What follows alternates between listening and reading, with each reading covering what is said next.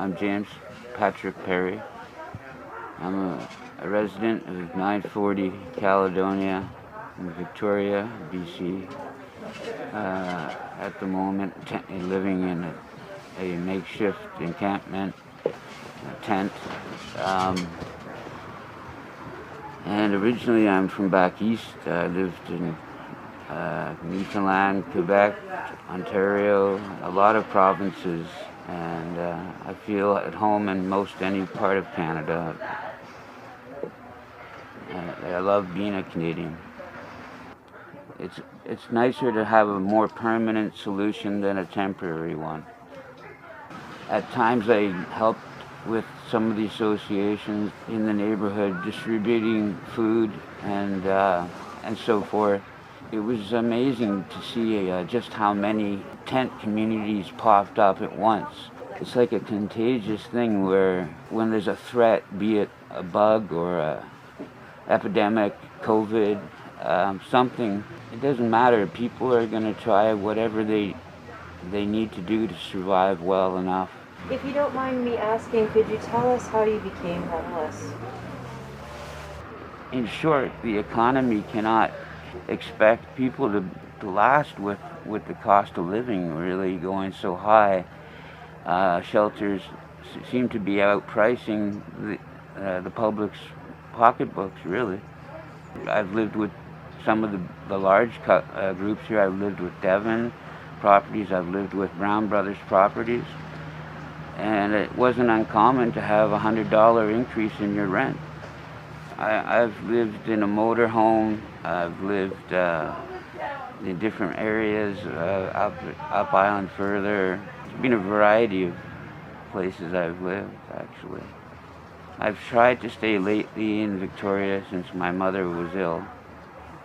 And God bless her, she passed away recently. And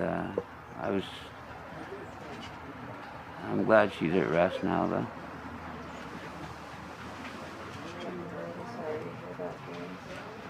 Are you happier here than you were at Central Park? I'd say so, yeah, because we're tighter in some ways. We're tighter with each other. Can you give me a couple of examples of why it's better here? You know your neighbor, and they know you. That's for one. But I mean, I've been able to bring a friend with a wheelchair here. I couldn't do that when I was in Central Park.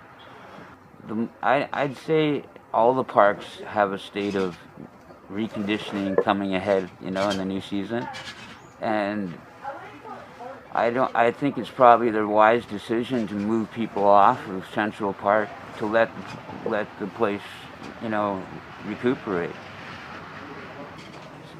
We're comfortable and everything seems to be running. I don't say it's not going to be more comfortable in the arena. I know it would be. It's just it's not a permanent enough fix. It seems like you're putting a Band-Aid on things and just trying to cover things up again. If you could be anywhere in life and doing anything, what would you be doing? What's the blue sky for James?